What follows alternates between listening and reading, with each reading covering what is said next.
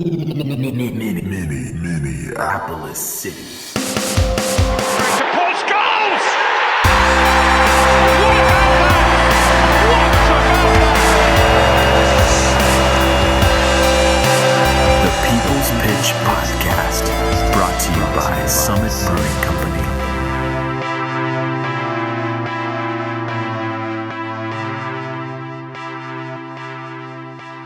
Hello, soccer fans. I would be lying if I said I didn't miss you over the past few weeks, because I really don't know how to quit you. This is the People's Podcast, the People's Pitch Podcast, the official and only podcast for your Minneapolis City Soccer Club. I am your host, John, and as always, I am joined by the Al Borland of Minnesota Soccer Radio, Mr. Nathan Morales. Nate, how are you doing, my friend? What's up, man? I'm doing great. Did you happen to pick up on the significance of my Al Borland comment? Yeah, dude. You're Tim the Toolman Taylor? Yes, but there's an underlying aspect to that. Do you know where Tim Taylor is from in real life? Where Tim Allen is from in real life? I just assumed Michigan. He is from Oakland County, Michigan.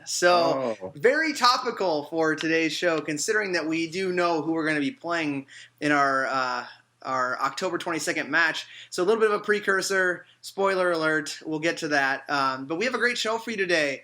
FIFA 2017 is out this week, so we're going to talk some virtual soccer. Yes. We had an intimate gathering with our members with a little 2016 year recap, so we'll go over what we covered there. We also had a free beer night and in a match, so we'll recap that. And we have an opponent for our club's first ever U.S. Open Cup match, which will review the Ann Arbor versus Oakland County game. I may have tipped my cap a little bit there with some Tim the Toolman Taylor comments, but that's okay. I don't think it's a shocker for anyone who's listening to this that who we play. And then obviously we'll look forward to the match on the 22nd. So before we get started, though, Nate, you watched the debate on Monday night? Yeah, man. I tweeted out it was basically an SNL sketch that needed more Daryl Hammond. Oh, the one moment where it was absolutely an SNL sketch is when he leaned into the microphone real slow and just said, "Wrong." And like his mouth looked like Daryl Hammond was doing it. It was perfect. I had to rewind it and watch it like 3 times. And we can obviously confirm that Donald Trump has a vagina neck. It literally looks like an anatomically correct lady part. Anyways, on to the show.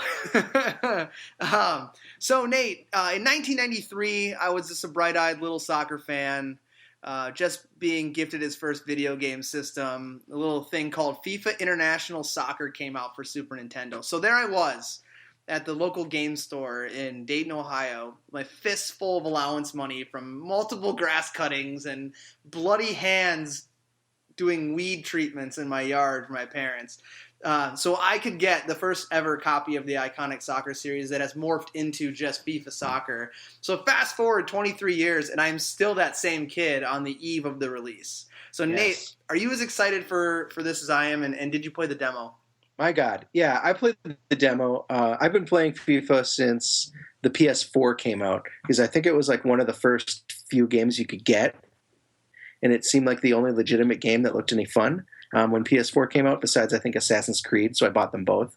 And, that's kind of – so I haven't been with it as long as you, man. But I just, like, year after year, I love the career mode. I love, I love the uniforms, the alt uniforms, the classic throwbacks. So, of course, I jumped right on the demo and downloaded it. And you could only play, 10 teams, but I think the boy and I played them all. We were just fired up. It looks great. What are you looking forward to this release? Like you said, you played the demo. You played, a couple renditions of the game. What were you hoping that the FIFA gods would have shined down on 17? Yeah, well, I thought in FIFA 16, they kind of nerfed a lot of the midfield attacking. Like, you almost have to go wide in FIFA 16, and it relies a little heavier on crosses into the box. And I really hope that there's some increased or some better passing in this one, and it seems like that's the case. I really love the graphics just from the demo, and some of the stuff that I've seen online maybe gets me thinking that the demo isn't the extent of the graphical upgrades that this thing might look from far. I mean, if my dad were to walk in a room, he might get confused that he's not watching a real game of soccer. Sure. And I'll go into a little bit of the ins and outs of what's new this year. But tell me what your favorite FIFA or your best FIFA moment is. Was it beating a small child that you currently live with? No, I never feel great about that. I just feel like it's something that should happen. I lose to him though quite a bit. Best FIFA moment.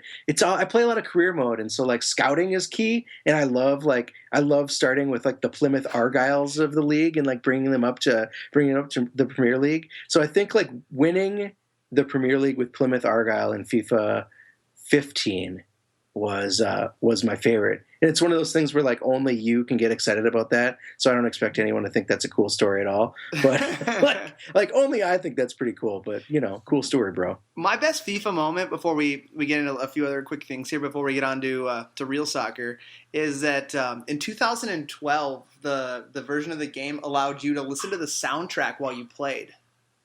So you could cut off commentary and then play like some smooth techno while you were playing, and it was one of those features that like you wouldn't have really known it unless you went in and tinkered with the settings. And being a college student, you have all the time in the world, right, to be able to tinker with settings as far as video games are concerned. But that was my best moment because then 13 came and I'm like, oh, awesome, new soundtrack, and then they discontinued that option. And I've been clamoring for it to come back since, because the soundtrack to FIFA is even almost on parallel as the excitement that I get with the new things that are coming out. I agree with you 100%. I think I look forward to the soundtrack every year because I say this to Olin. I'm like, dude, are you ready to hear the songs that you're going to hear all the next year? Because think of all the songs that are on the FIFA 16 soundtrack that are like hits. Beck. Some of these guys, not the Aloe Black, but Leon Bridges. There's the two guys from Sweden that have a couple songs from FIFA 15. Anyway, these are the songs you're always going to hear. Right. Group Love, all that stuff. It's just awesome soundtrack year after year. Yeah, actually, if you go on Spotify, you can type in FIFA 17 soundtrack, and someone who must have gotten the leak of the full track list put together a Spotify playlist, so you can already get that. So, nice. But here's what I learned throughout the years: you really shouldn't expect much from each release. You think about like Madden and how every year it's like, oh, just a roster upgrade. Well, I kind of grew accustomed to like only a few little things change. Like a couple years ago, goalkeepers got better. It's harder to score, and then they had a lot more of the dynamic runs that you can do, and a lot of the little things like the mini games and stuff that you can play were kind of new additions. But as far as the game goes, graphics just really got better, and then the gameplay kind of sometimes took a step back, where you were hoping one thing would get fixed, like the ability for me to pass it to who I'm pointing to. That really sucks sometimes. But since 2011, I've had the gracious pleasure of being a beta tester for the game series. The ad agency I worked at did some work with EA, and with the client I was working on to do some in-game stuff with Madden, and I was just all over the EA rep. Like, you got to get me able to test this. You got to get me in. And after a full year of the full court pressure of like just haranguing this poor girl who like all she wanted to do was just her job, and she gave me her business card and totally regretted it.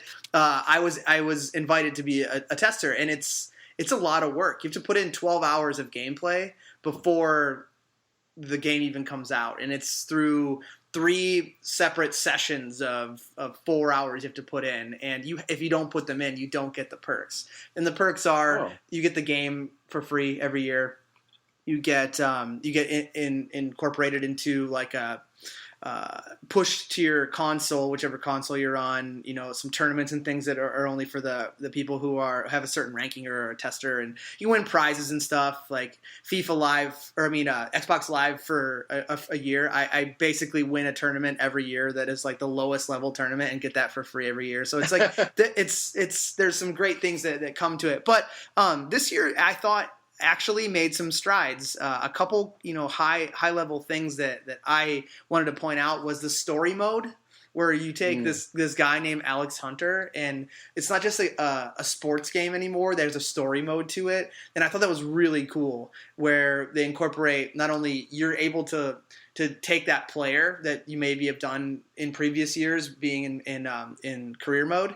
And as a single player, you make yourself or whatever, and then you try to make it on your favorite team and whatnot. So, but now they've incorporated kind of a choose your own adventure story with it. And I'm really excited for the full release to come out, because I was only able to try it, and it was awesome. And I'm looking forward to that. But you had mentioned the better graphics. FIFA and EA Sports brought in the Ignite engine, which is used with a lot of the role-playing games that they have, and that like light years forward as far as what individual player graphics are, down to like the tattoo details of a guy like Zlatan are 100% accurate. The stadiums, bringing in the ability to have like pitch side animations for actual coaches. So there's like 11. I saw that. There's 11 managers that they brought their graphics into this year's version. So now they're going to be able to you're going to have like your Jose and your Jurgen Klopps on the sidelines, being animated when their team scores or if there's a bad call.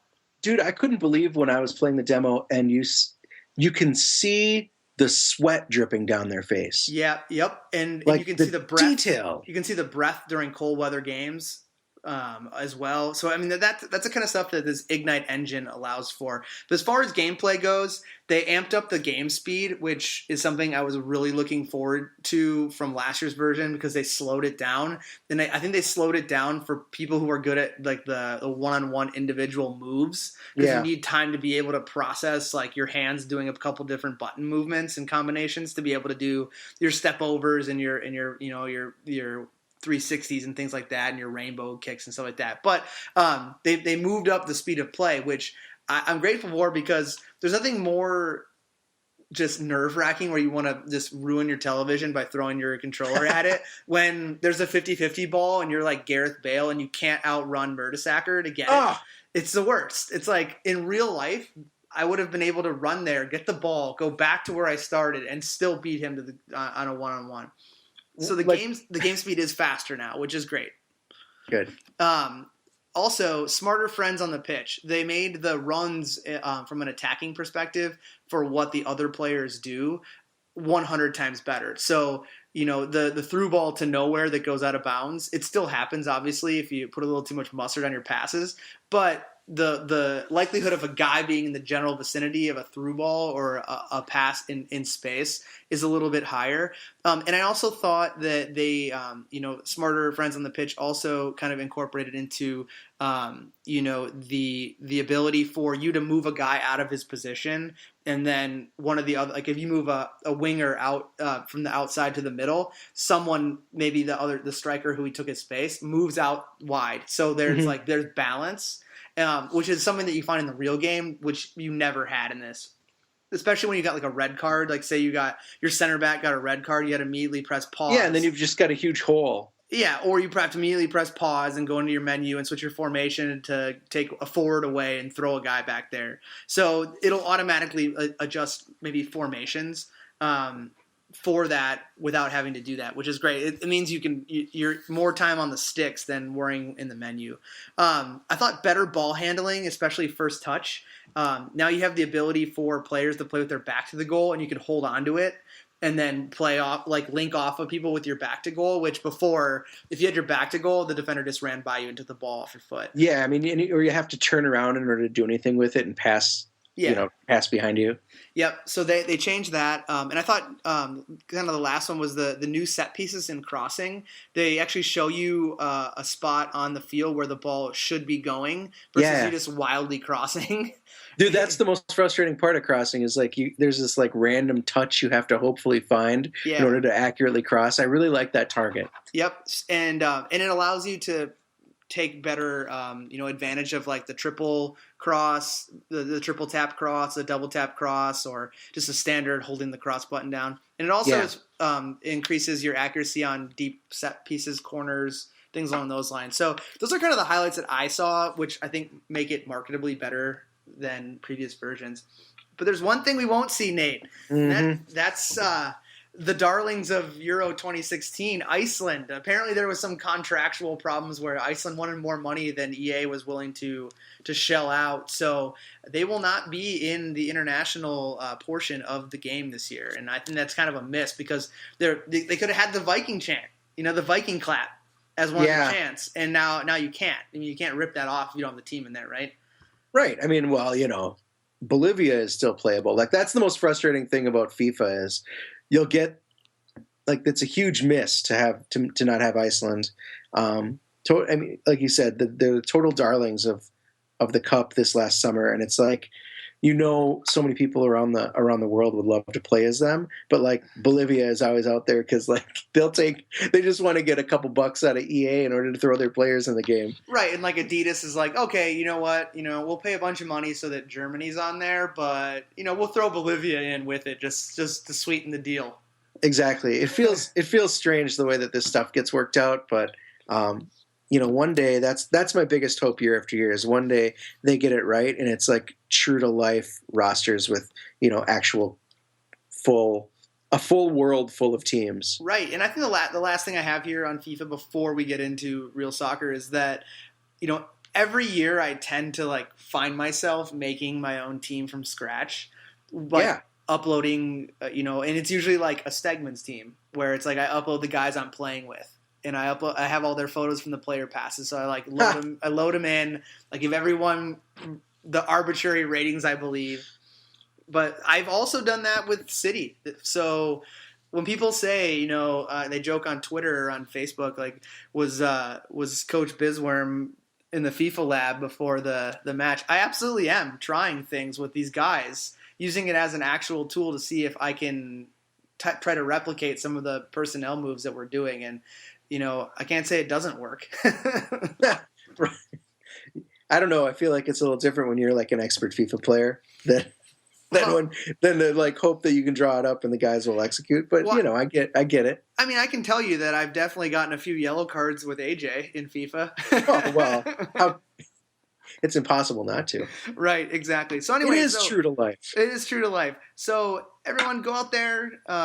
Drop the $63 with including tax that it costs to get the new version and enjoy it. Who knows? Maybe we'll have some sort of city sponsored FIFA event coming up in the future. We got a whole year until the next version comes out.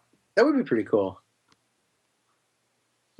That would be cool. All right. Well, so John, let's talk city business because we had a member meeting last was it last week already? We had a member meeting where all the paying members from throughout the season got to get together and hang out and chat and really listen to you guys give us a little recap of the season.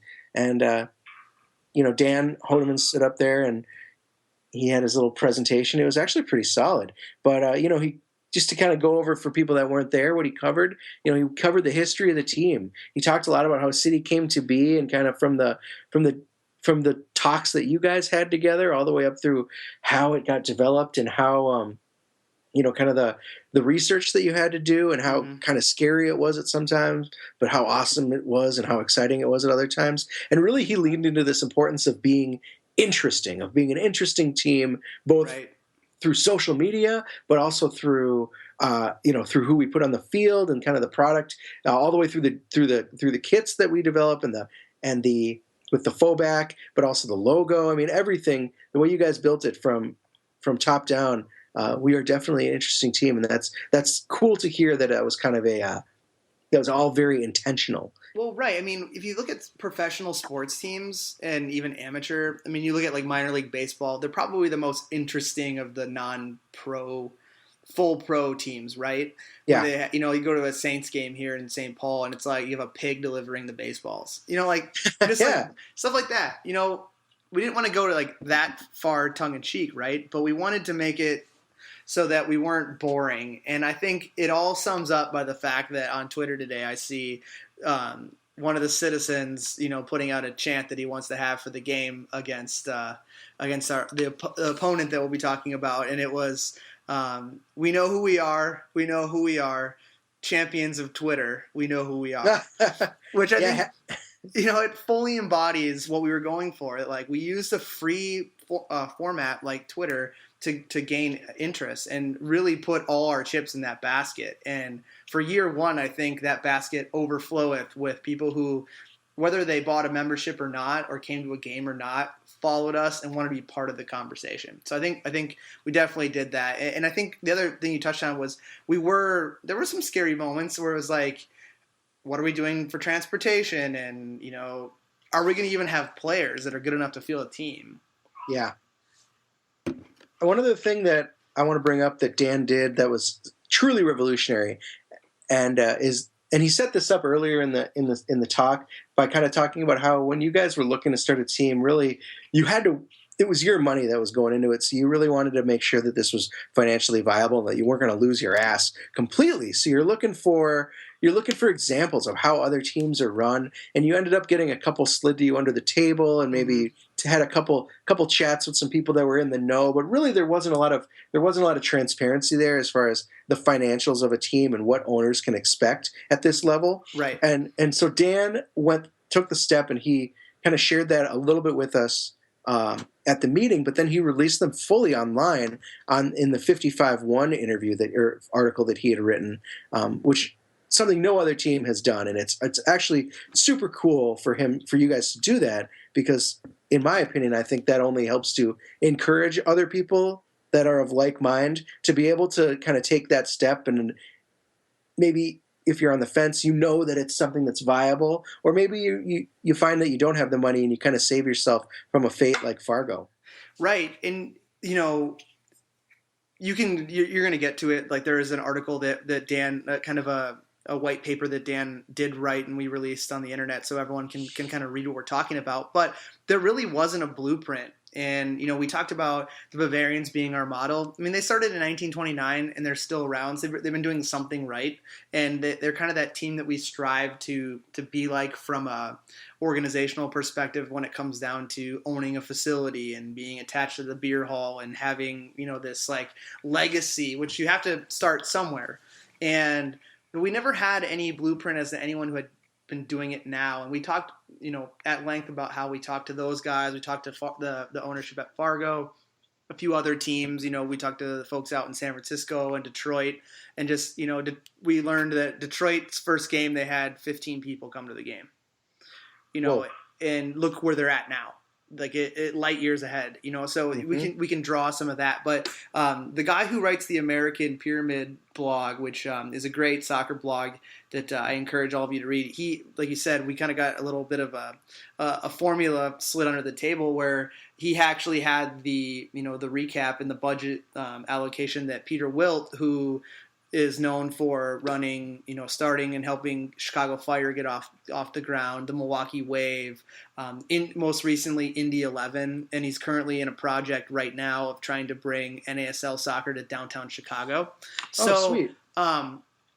So we get gifted this thing, and we're looking through it, and then we're, that was kind of the crux of it, where we're like, we don't need all of this stuff that is in there, and we can lean on more of that community focus, and it worked, for year one. And I feel like a lot of the people who do what we've done, they don't like to publicize what they've done because they look at a loss as a failure.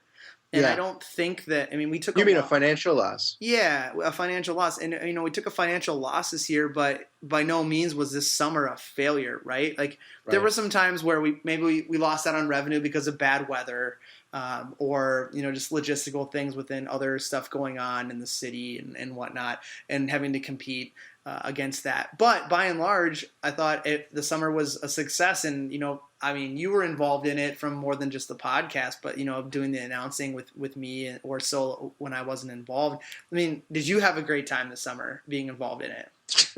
Absolutely. It was definitely one of the highlights of the summer, is being able to show up week after week at the barnyard, or just going on road trips with you and being there, and kind of it definitely feels like I was there to help found the team, even though obviously I put no money for it. It's just like there's that emotional investment in the team, and there's this now there's this attachment to the team and to the players that I get it now. Where you just you see these guys going batshit crazy in Germany and in England for their club, and you see, I just get it, how your whole neighborhood can be all about a team just because it's your neighborhood team. Right. And I would be hard pressed to believe, and I know for a fact that our model that we had, whether it's how we started things or just completely like the owner, the fan ownership portion of it, is something you're going to be seeing in the future with other teams. Flago Glass podcast that we talked about before, that are our friends in Colorado. I encourage you to listen to their last episode last week, and then the one that comes out tonight. Last week was an interview with Peter Wilt, where his whole mantra about bringing this soccer team in the NASL division to Chicago, in a market where there's already a top tier team, which is what we're involved in, is so similar to what we were thinking that, it's great to hear. And, I think that you'll also see other folks starting to publish how things went, so that they're better soccer and more soccer is a good thing. And we should be learning from each other and not fighting against each other to try to figure out how to start and run a franchise, whether it be top level all the way down to bottom level amateur soccer. So what are the other big announcements that we had at that little meeting was that we have a new manager, and Andy Dwyer. I can never remember his name. I'm just kidding. He's our former goalkeeper coach. He's just stepping up into the head coach role, and the bonus is that he works here in town at De La Salle, right? Yep. So his name is Adam Pribble. So we parted ways with Coach Kicker. His personal life and his consulting business that he runs, started to take off, which is a good thing, right? And it maybe things became you have to focus on life.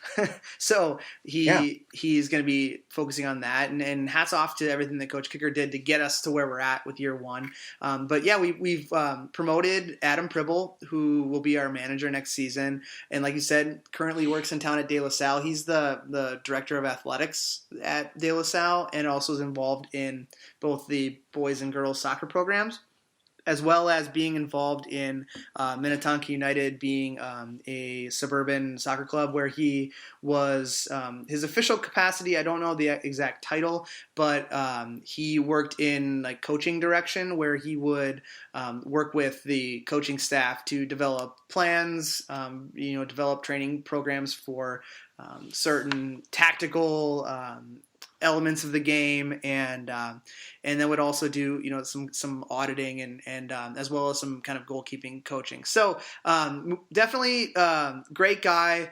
We talked about what we were going to do to bring in someone new, and the options were bring in someone we know or someone we don't know, and we leaned heavily on let's bring in someone that has an understanding of what we've already done, who's bought into it, who can help us move forward. And after the people we talked to, Adam was it, and he's going to be rounding out his coaching staff. News is that part of his staff is going to be Coach Jeremy, which is a player favorite and a fan favorite. Great guy, but he'll be on as a consultative role. I'm going to be elevated to sporting director, so I will be in charge of him and the staff that he brings in. So that was a little bit of an organizational change, where I'll truly be more of like a general manager type person, working with players and coaches. And then he'll round out his staff with someone who will not only be his number two, but also someone who will more closely manage our Stegman's Division I team as a true reserve team. So much more to learn about in the future, but we're happy to have Adam on board in a new capacity, and looking forward to what he does coming up next season. Yeah, that's pretty exciting. And then we had some other updates, just some We had some questions for league entries and exits. We had some questions about the progress of a new field, things like that. But overall, it's a very great. Dan did a pretty good job of recapping everything he said, probably because he wrote the article directly from his outline of his presentation. But I definitely would encourage everyone to check it out on the 55-1 over there. Those guys do an awesome job, and we're happy to have their support. Mm-hmm. Yep, definitely check it out. It's a good read, and it's not only gaining traction locally. Even Justin Davis, the sometimes captain of Minnesota United, tweeted out that he was very impressed with it and kind of gave us hats off for doing that. So, but also nationally, I know people out west are talking about it. Oh, really? Yeah, I mean it's out there, and people are surprised that it's out there, as well as grateful that we did that. So that wasn't the only big event last week, though. Of course, we had the annual Stegman's Free Beer event to benefit charity, and that was paired with our training match against FC Minneapolis. And first, I just want to say a couple words about this free beer event. Obviously, great atmosphere. It was so much fun walking up to the field. It was the training field right next to the stadium. So we had a nice view of everyone kind of eventually filing in and getting ready for the United game. But, the combination of the free beer, some awesome merch booths. We had our friends from Talisman Caps there. Of course, Sarah was there with her merch booth set up. We had Derek slanging hot dogs. Dan was out there shaking hands and kissing babies. And we even had Harambe the gorilla, which, I might say it's a joke that's been beat to death, but I guess, the public disagrees. Yeah. Give the people what they want, Nate. It was a super fun atmosphere. I mean, Mitch was there with Harambe leading the citizens, and they were in full throat, man. Mitch was breaking out all of the new songs that he had been coming up with. Mm-hmm. And what I really liked about it is that the time that you guys held it, as well as the location, gave us so much walk-in traffic. Mm-hmm. Like, there were so many curious United fans that were coming in and hanging out. A lot of members of the Dark Clouds that had probably heard of us but really didn't know what we were all about were there asking questions. Even though there was one particular blowhard that I overheard that I have never seen before, but he was holding court over his friends, just answering all of their questions about Minneapolis City. And then at the end, he's like, "Yeah, I'd only really been to one game because it wasn't, there weren't a lot of people there, and da-da-da." I just want to turn around and be like, just shut the fuck up and send your friends to talk to someone who knows something about something. I thought one thing I thought that was great, I'm coaching the team, so, I wasn't involved in all the pageantry. I was more worried about what was going on in the field, which we'll get into. But the one thing that I liked from a citizen's perspective was that, they were there in full throat and singing the songs, but they also had songs for the new players that weren't on the team this summer. So, yes, a Abai song. I loved it. Yeah. And I was actually talking at training with Abai on Saturday about it. And he was like, "Oh man, that was awesome. These guys don't even know who I am. And they already had a song for me." And, so it was great. Very welcoming, not only to the people who were there off the field, but also to the new guys that are helping make up the roster. I think what was funny, and I'll bring this up more later, I guess, but just I don't think the other team was very used to people cheering against them either, but we'll talk about that more. Hopefully you guys raised a shit ton of cash from this event. Not our best output that we've had, and we had things like silent auctions, and we had a little more from a donation perspective in the past, but every little bit helps, considering that we're a not-for-profit group, and it's going to our charitable efforts. So we definitely didn't tip the scales to pay for a new stadium or anything like that, but we did all right. Let's go. So on to the game here. So FC Minneapolis comes in, and we kind of talked a little bit last week. It could be a trap game, but this is a team that really just hasn't ever looked good against teams that we have beat the tar out of, aka Fargo. So they looked outmatched as we expected early, with maybe just one or two dangerous attackers, but that's about it. Right. I thought that I mentioned before, total trap game, and I think it kind of played out that way. they've been playing together. We hadn't. We're working on some formational stuff, and it was our chance to, number one, don't lose. Yeah, right. But number two, come away healthy. And number three, try some things and get some guys some more 11v11 minutes together, because that's the number one downside to what we're doing is we don't have these guys for a whole lot of time. We've been talking about how we've been training, but still, we don't have a solid cohesive unit. We still have 5 or 6 players over here that are doing one thing and 5 or 6 over here that are doing another thing. And it's no fault of either's. It's just that they're used to playing together. So now we're trying to crack that habit and make it more cohesive. So I thought we could have played better. I don't think what we saw the game was good enough to beat a team in the Open Cup, but that's why we play these games. Yeah. So we got our first look at Whitney Brown in a City uniform, and he scored 2, man. He started early. He scored 1 at 8 in the 8th minute, just killer, and then 1 in the 68th minute in the second half to kind of be the winning goal. And he looked impressive as hell. Super happy to see him on our side. Yeah, Whitney's a great player. We talked to him before. He made the all-league team for the PLA, the only member of Minnesota United Reserves. Great guy, but like you said, great player. I think he finishes all of his chances, and he comes away with maybe 4 goals instead of 2. But it was his first full-field action since the summer. So it was good to have him out there and get him involved, and I thought he was definitely our bright spot. And I told the guys afterwards, I said, not a whole lot to talk about this one.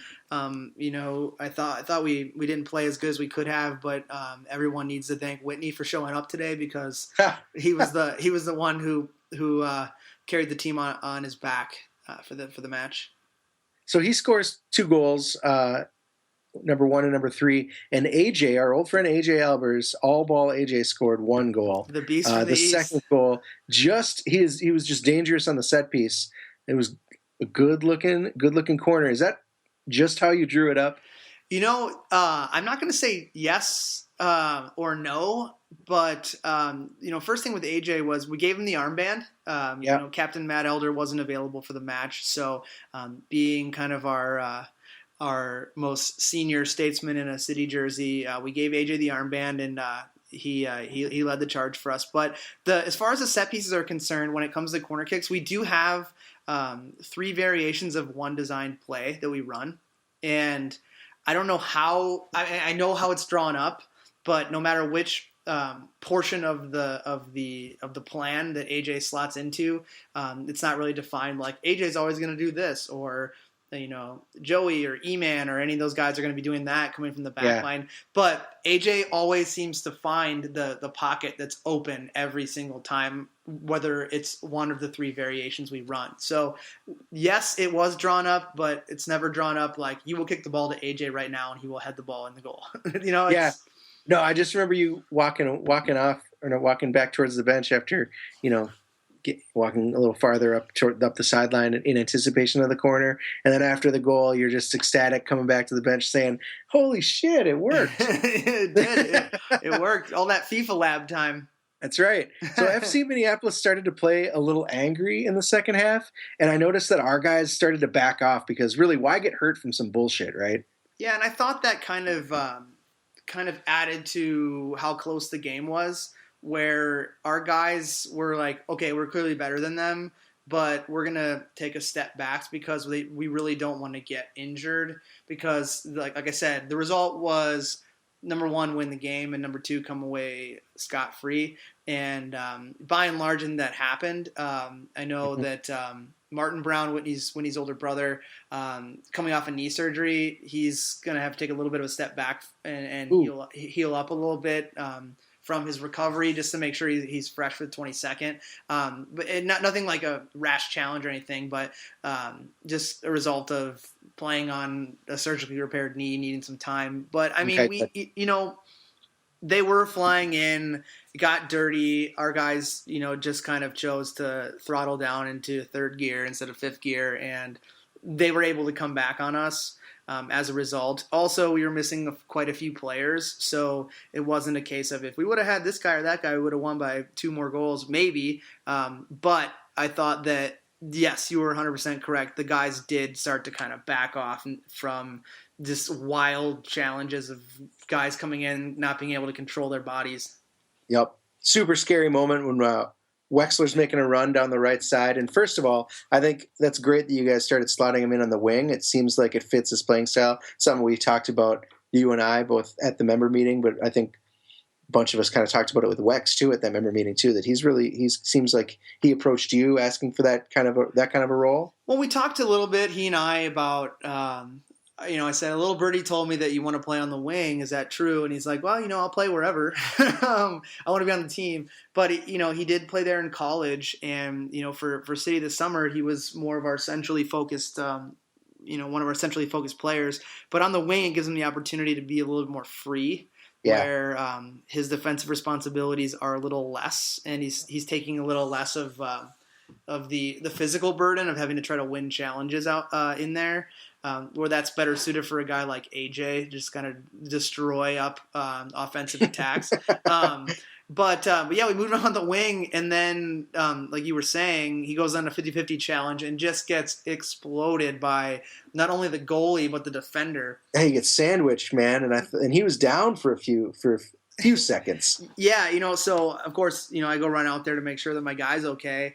And I'm like, Wex, are you all right? And he's like, oh man, he's like trying to catch his breath. He's like, oh man, he's like, did I shit myself? He's like, I can't breathe. He's like, I think I shit myself. But I mean, everything got knocked out of him. But he indeed wasn't in full control of his fecal matter. Did not shit himself. Yeah, I talked to him after the game, and I didn't smell anything out of the ordinary. So yeah, so it was. I did the laundry after the game, so I know for a fact that they're. We're all clear on that front. But he, it was a kind of a scary moment because he was down, and it wasn't like a hit in the NFL where the guy's not moving. He was moving. It was just one of those ones where you're like, God, just get up from this, please. Yeah. So like we said, this kind of aggressive mode from FC Minneapolis kind of came on the heels of them probably not really being used to the verbal and physical abuse that we were laying on them early. I mean, going up super early, 2-0 within 15 minutes probably didn't help. But I think these were also dudes not used to getting ripped on by a guy in a gorilla suit, right? No, they were not. And they also, they were saying a few things on their sideline that I really didn't appreciate towards our guys. And it was less like, those are just fans having like playful banter and not like targeting people, where I thought there were some inappropriate things said on their end, which again I thought led to our guys kind of throttling down, like, whoa, let's just relax here. So come actual game time, everyone's going to be dialed in and willing to stay at the highest gear. So yeah, they were not ready for what was thrown in their direction. So true to form, I grabbed a player after the match. I grabbed Emmanuel Brown, good old E-Man, and I don't think I'd talked to him before. He's a little more soft-spoken than some of these other guys, but I think I still got some good sound bites out of him. Why don't we listen to that? Maybe talk about that real briefly. Yeah, E-Man, like you said, soft-spoken, but heavy on the challenge. So let's take a quick listen, like you said, to what he had to say. All right, I am here with E-Man, Emmanuel. First game back as a team for Minneapolis City, and it's kind of a different roster. What are some of the most glaring changes you see over this incarnation of Minneapolis City than we had at the end of the season in August? Basically, it's mostly the core guys are still with the team, so it's basically the same. So, but we got a new idea coming up, playing with back three now. During the season, we play with a back four, so we're still getting used to the new guys and stuff like that. So that's about it. Does that give you the back three give you a better opportunity to kind of bomb forward a little more as you would like, or? For me, I have to stay back more now than I usually do. So because I'm playing as a center back, during the season I play as a fullback, so I would bomb out more. Now I have to relax more and play with the team, I guess. That's funny because I noticed you on the side, Yeah. kind of, and you had quite a bit of movement around the field. Yeah, the coach just kept yelling at me to drop back. So I got to get used to the center back role, I guess. All right. What are who are some of the additions that you're pretty excited about? Martin Brown is a pretty good technical player. Martin Brown, Whitney Brown, KP, Poor, they're pretty good players. So I'm excited about that. I played with them a few years ago with Twin Stars, so I know we got a pretty good connection and stuff like that. So you're playing with guys you've been around town for a Yeah. couple years. You're playing with some guys that have been around town for a couple years. You guys are pretty comfortable with each other? Yeah, I'm pretty comfortable with the group of guys we got here. So All right. it's really nothing new to me. So We've got a good spine, like you said. A lot of good guys that are sticking around from the end of last season.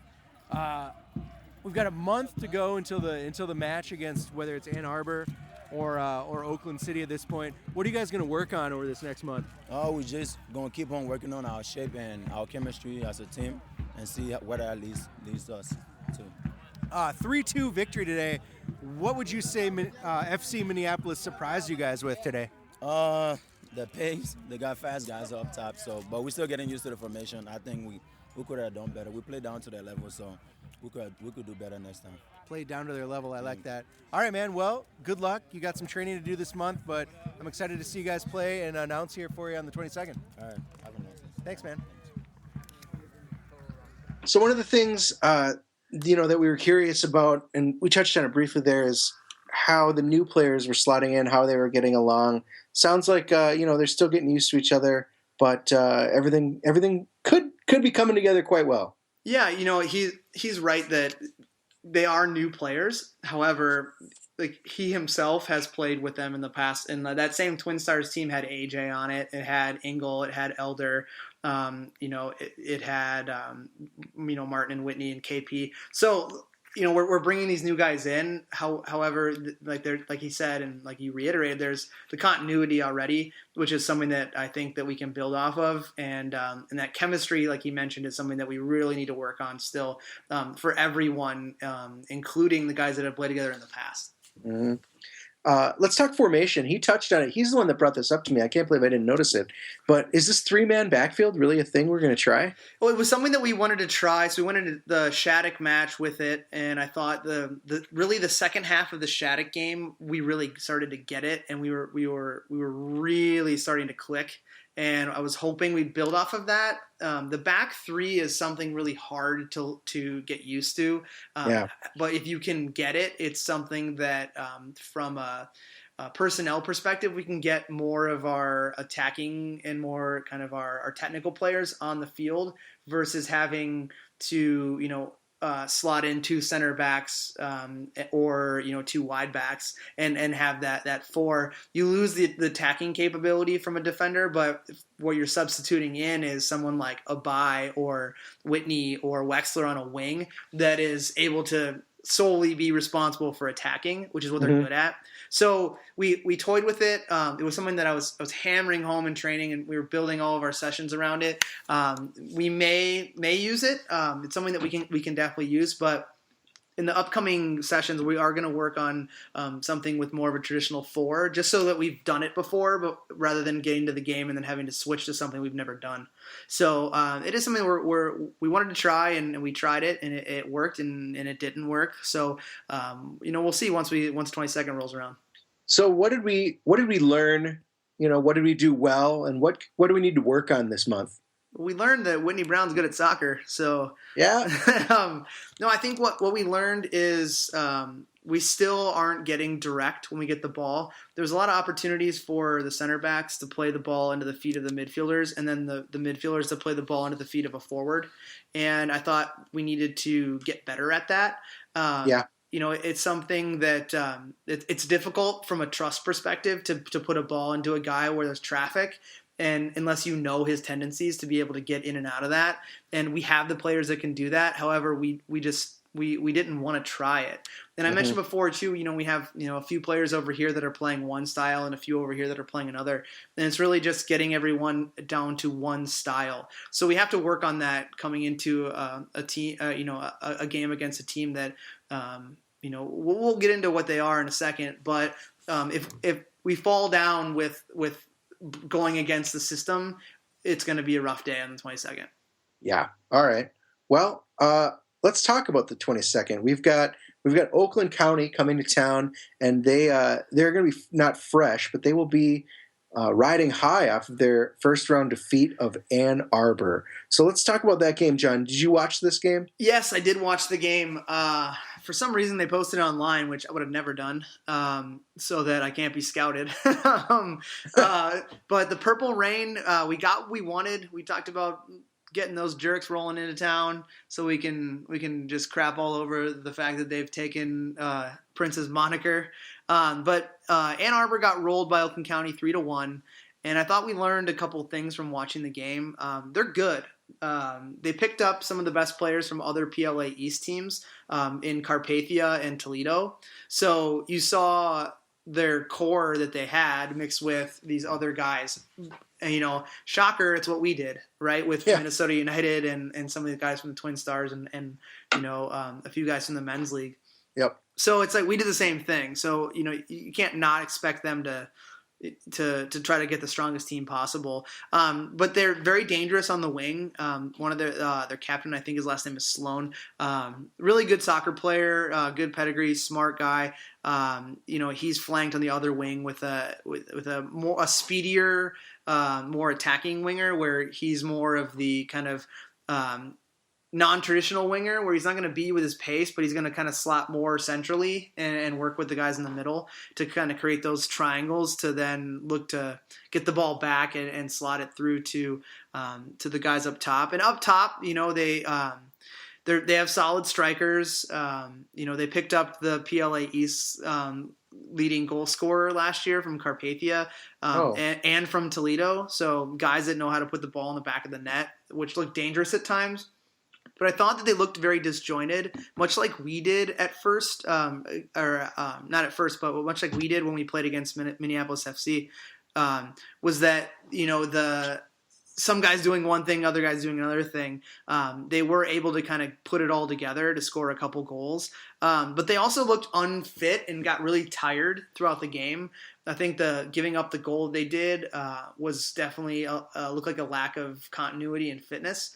And it's something that they didn't, I know for a fact from hearing from people in that area of the country, they weren't really training like we are. So they just kind of, threw all their chips in on one game, and then they were going to try to train more before they play against us. So we might get the same thing, we might not, but being that you only get 3 subs, you need those 90-minute players. And, we've been working on fitness as much as we have our system and our style of play. So we look at that. And then Ann Arbor looked okay. They look like just a typical men's league team with a couple bright spots, a couple spots where you're like, geez, that's like the best guy they could find. But what they had was the PLA East goalkeeper of the year from Toledo, who literally stood on his head to keep the game at 3-1. He was making incredible saves. And I thought, I'm actually grateful that he's not playing with them and he played against them, because he's really good. And he's kind of a guy like Elder where, you know what you're going to get, and you don't have to worry about that guy, and he's going to do everything he can to keep you in it. And it's what he did. It was 2-1 at one point, and when Oakland got tired, Ann Arbor kind of threw everything at him and almost equalized, and it would have been a whole different ball game. The rest of it was, they're going to bring the heat when they come here. They're not going to show up with 400 some miles and not bring a quality squad, but they won one U.S. Open Cup game, which a lot of people can't say. So so hats off to them for that, and we're looking for them to come in strong. But we'll be prepared, and we're going to need to be prepared to make sure that we get our names in the annals of history of winning a U.S. Open Cup game. So I think we should play the Purple Rain for pink slips. If we win, they change their name from Purple Rain to something else. And if they win, we maybe rebrand to something like Sinbad related or Tool Time related. I don't know. I think the citizens could do something with that. So that's going to be our opponent for the U.S. Open Cup round 2. That game is going to be October 22nd, and we are playing it at the big field, ladies and gentlemen. The National Sports Center in Blaine. Just like a pro team, we're playing on the same field that Minnesota United plays on at 2:30 in the afternoon. And we'll probably be starting the tailgate early in the week, but I'm sure you're going to be able to find us tailgating on Saturday during the day. Just watch the Twitter feed for details as far as where to meet and where we're going to have people set up with beer. It sounds like we're working on beer sales in the building, Yes. but we're definitely going to have concessions open. So we're not going to have any shady hot dog buffets like run by Derek this time. This is going to be real food made by real humans. Yep. Yeah. The health inspection approved. Yeah, man, I can't be more excited for this game. September flew by, so I can only expect October to fly by just as quickly. And in less than a month, we will be there. It's going to be awesome. It's going to be awesome. So we want to make sure to thank our gracious sponsor, Summit Brewing Company, for sponsoring us each time we hop on the airwaves and we hop on the field. It is, of course, Oktoberfest season. The air is getting a chill. Leaves So do your have changed. Yes. So do your taste buds a favor and stop on down to your local watering hole. Drink some of that fantastic Marzen style Oktoberfest, the sweet malty goodness that rubs your taste buds silly. Remember to buy your tickets for our U.S. Open match, of course, like I just mentioned. You can go to Minneapolis City, mplscitysc.com, and the link is right there for tickets to the Lamar Hunt U.S. Open Cup. Those tickets start at $4. So quit fucking around and go and buy these tickets to the U.S. Open Cup. Bring your whole family. I swear I won't swear. I mean, it's cheaper online, too. If you buy them before the game, it'll be a little bit of a hike at the gate. And you could get in for free if you were a member for 2017. Memberships for 2017 went on sale just in the last couple weeks. Buy one. Buy one. Those members get, not only do you get a season ticket to all the Minneapolis City games over the summer, but of course you get in for free this fall for our U.S. Open Cup match. And we can't promise all the rest of them if we keep advancing into the tournament, but we'll do something for you, we're sure. We have no idea who we play if we win or where. Yeah. Hey, we could go to Kansas City, we could go to Utah, we could go to Maine. Who knows? We're definitely not going to Maine. Oh, okay. If you want to get a hold of us, ask us any questions about the upcoming game, or if you have any topics you want us to cover in anticipation of that game, you can email us at mcscpodcast@gmail.com. Of course, tweet at us at MPLSCitySC, or at me and John, at Mexinate, or at Johnny Business with 2 N's, 2 Z's, and 2 S's. And that is all for this week. It's been a great one, man. I am, was, and always will be Nate. And I am and always will be was John. And how could we leave you without blasting a little Go Get 'em Tiger? Let's do it. We'll talk to you guys later. Enjoy your life, people.